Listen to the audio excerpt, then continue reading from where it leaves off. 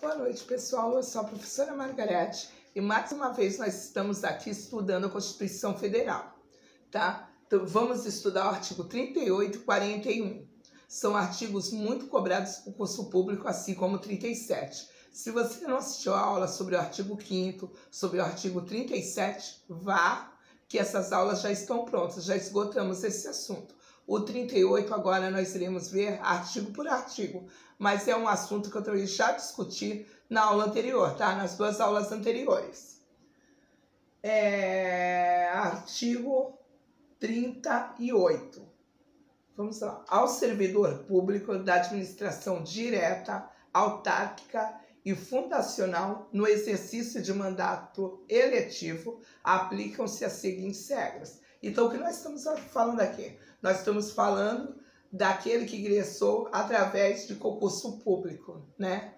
O que acontece? Veja bem, se ele for eleito para um cargo eletivo, o que é? Vereador, governador, prefeito, presidente. O que acontece? Quais serão as disposições? O que será aplicado a ele? Inciso 1. Tratando-se de mandato eletivo federal, estadual ou distrital, ficará afastado de seu cargo, emprego ou função. Vejam bem, aqui não se fala na esfera municipal. Eles estão falando de outra esfera, esfera estadual, a distrital, que aqui se trata lá do Distrito Federal, e o âmbito federal, tá? Nesses casos, na hora que ele assume o mandato eletivo, ele vai ter sim que se afastar do cargo, tá? Do cargo, da emprego ou função, tá? Cargo, emprego ou função. Inciso 2. Investido no mandato de prefeito, será afastado do cargo, emprego ou função, sendo-lhe facultado optar pela sua remuneração.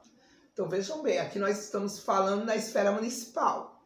Ele vai lá se afastar do cargo, ele será afastado do cargo, mas ele poderá escolher entre as suas remunerações. A remuneração como servidor, né, empregado ou empregado, né, ou a remuneração como prefeito.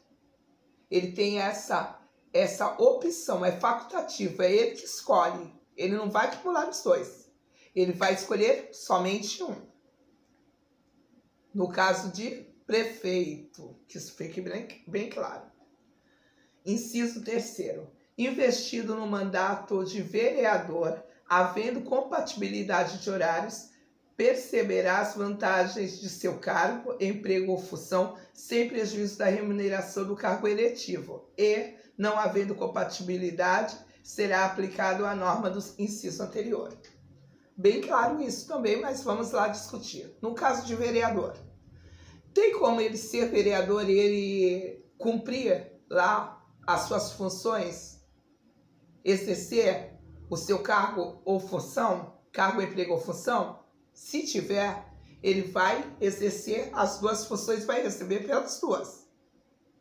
Caso não haja essa compatibilidade, o que vai acontecer? Ele vai ter que optar por um dos dois. Ele vai lá cumprir o cargo eletivo e vai optar entre uma das duas remunerações, tá? Inciso 4. Em qualquer caso que exija o afastamento para o exercício de mandato eletivo, seu tempo de serviço será cotado para todos os efeitos legais, exceto para a promoção por merecimento. Vejam bem, aqui também está bem claro, mas é onde há confusão.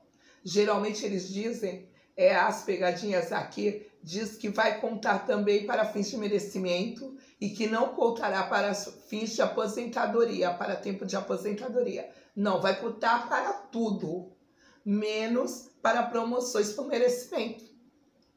Então o tempo dele continua contando normal, para todos os fins, menos para para promoções por merecimento. 5º, na hipótese de ser segurado de regime próprio de previdência social, permanecerá afiliado a esse regime no ente federativo de origem. Tá? Aqui está falando lá, dependendo se ele for lá da Previdência Social tiver o regime próprio, que nós já vimos na aula anterior o que é, ele permanecerá, ele sairá, se licenciará para o cargo eletivo, ou acumulará os dois, né? Acumulará os dois cargos, no caso de vereador, e aí o que vai acontecer? Ele continua afiliado àquele tipo de regime, não quebra o regime.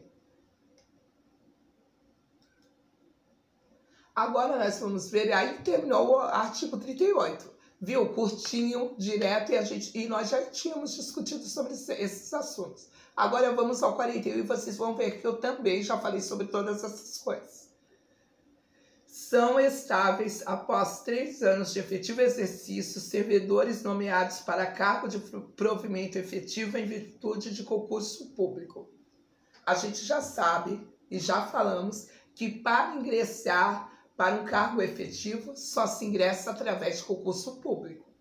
Tá? A mesma coisa é o emprego público, só se ingressa através de concurso público. Mas o emprego público e o emprego público, ele não é efetivo. Ele não tem esse caráter de efetividade. O que ele tem? Ele tem o FGTS, que é uma coisa que o servidor público efetivo não tem. O servidor público efetivo, ele vai ter a estabilidade. Mas essa estabilidade é imediata? Assim que ele toma posse, assim que é nomeado? Não. Essa estabilidade só acontece depois de transcorrido 3 anos. E nós vamos ver aqui como que isso acontece, tá? Parágrafo 1º. O servidor público estável só perderá o cargo 1. Em virtude de sentença judicial, mas tem que ser transitada em julgado, que é aquela que não cabe mais recurso nenhum. Aí sim, ele pode perder o cargo. É aquela coisa, a efetividade existe, ele tem, mas não é vitalício aquela efetividade. Ele pode se perder numa dessas 3 hipóteses. Segunda hipótese, mediante processo administrativo em que lhe seja assegurada a ampla defesa. Tem que ser, vai existir lá vão montar a comissão de ética, vai haver sim um processo administrativo e ali ele terá todos os meios legais para se defender, que é a ampla defesa. Sempre assegurado isso, e ele sendo, depois de tudo isso, julgado que o procedimento dele foi errado, inconveniente, e que a medida de punição é a exoneração, que é a demissão, ele será assim, ele poderá sim ser desligado. Terceira hipótese, mediante procedimento de avaliação periódica de desempenho, na forma de lei complementar, assegurada ampla defesa. A ampla defesa tem que ser sempre assegurado, porque não pode alguém vir dizer, olha, você não fez certo, você não agiu de modo correto, se você não tiver o direito de se defender. A ampla defesa nada mais é do que isso, o seu direito à defesa. Todos os meios legais que você pode usar para se defender. Ninguém pode tirar isso de você. Agora, veja bem, aqui é uma avaliação periódica de desempenho. Nós vamos ver mais à frente que o servidor público lá quando você toma posse, prestou concurso público, passou, foi nomeado, você tem um período probatório de 3 anos, que é o período de experiência do servidor público. Só após esses 3 anos é que você se torna um servidor efetivo, com as garantias da efetividade do cargo, que só podem ser perdidas nessas 3 hipóteses. Lá existe, durante esse período probatório, existe sim uma avaliação. Mas aqui nós estamos falando da avaliação daquele servidor que já é efetivo. Não é porque você é efetivo que nunca mais ninguém vai te avaliar. Você pode chegar lá, chegar atrasado todo dia, você pode desrespeitar os colegas, fazer qualquer coisa, porque você já é efetivo e nada pode acontecer com você. Não, você é sim avaliado. Essa avaliação é a avaliação periódica de desempenho. Geralmente é uma vez por ano, ela ocorre uma vez por ano. Tá? E você tem ali, a avaliação vem para você, você também faz sua parte, você também responde. Você também geralmente se autoavalia ali. Parágrafo 2º. Invalidada por sentença judicial a demissão do servidor estável, será ele reintegrado e o eventual ocupante da vaga, se estável, reconduzido ao cargo de origem, sem direito à indenização, aproveitado em outro cargo ou posto em disponibilidade com remuneração proporcional ao tempo de serviço.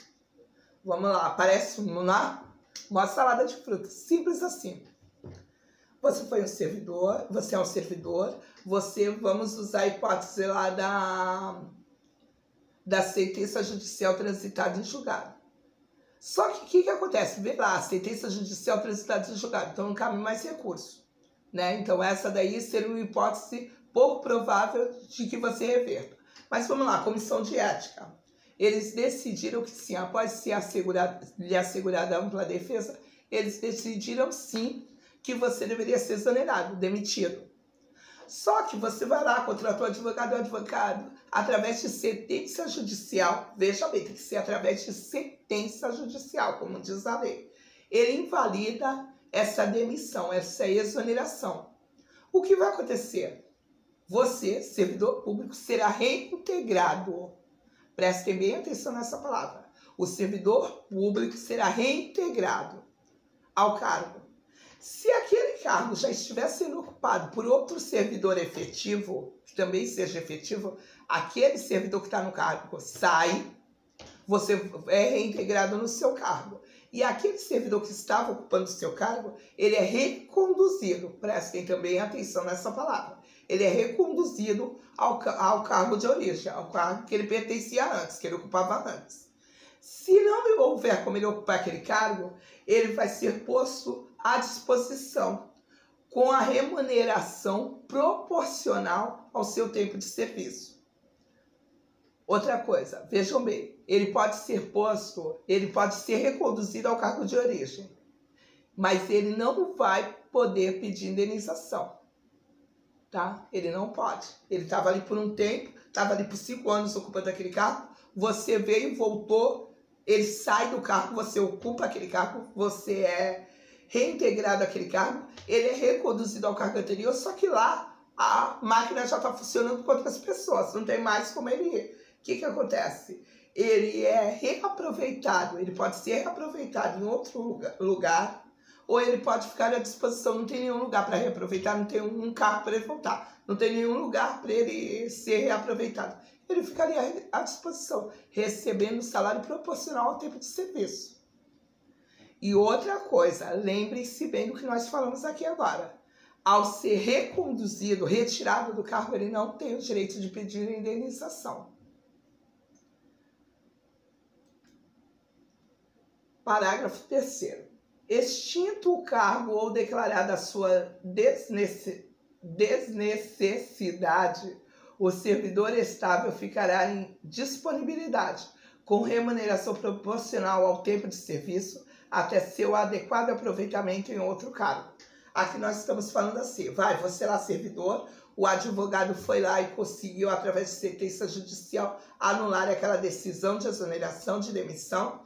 Então você chega lá para ser reconduzido, ser reintegrado ao seu cargo. O que acontece? Aquele cargo não existe mais. Ou ele foi considerado, ou foi declarado a sua desnecessidade. Né? Não era mais necessário aquele cargo. O que vai acontecer? Você vai ficará à disposição, né? Até que outro cargo, né, você seja reaproveitado em outro cargo. Enquanto isso, você receberá, sim, uma remuneração proporcional ao seu tempo de serviço. Parágrafo 4º. Como condição para a aquisição da estabilidade, é obrigatória a avaliação especial de desempenho por comissão instituída para essa finalidade. Aqui nós estamos falando daquele período probatório. Você lembra que eu falei agora há pouco? Que existe sim um período probatório de 3 anos, que é o período de experiência do servidor público efetivo. E aí ele é avaliado. Essa avaliação, geralmente, ela ocorre a cada 6 meses. Tá? Não é quase uma regra, mas não está em lei. Então pode ser a cada 3, pode ser anual. Mas a regra geral é que seja a cada 6 meses. Então, essa avaliação é chamada de avaliação especial. Se lembra daquela que eu falei lá do servidor público, que ele também tem uma avaliação? É a avaliação de desempenho. Essa daqui é a avaliação especial de desempenho.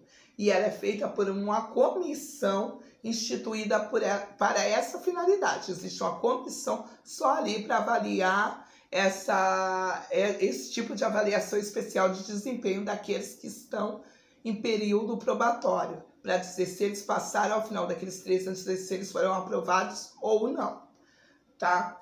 A do servidor público efetivo, a avaliação dele é a avaliação de desempenho, ela é feita através de lei complementar, tá? Gente, é isso, tá? É o que eu quero dizer para vocês, tá vendo? 2 artigos nós vimos super importantes, com dicas super importantes, mas de extremo valor e que é extremamente cobrado. O artigo 41 e o 38 são curtíssimos. O 38 não cai tanto nas provas, mas o 41 cai bastante. Eu não sei como eles tiram tantas questões de um artigo tão curto, mas agora você já sabe tudo. Então, gostou dessa aula? Deixe seu like, compartilha com um amigo que precisa saber disso, tá? E aguarde a próxima aula. Beijos!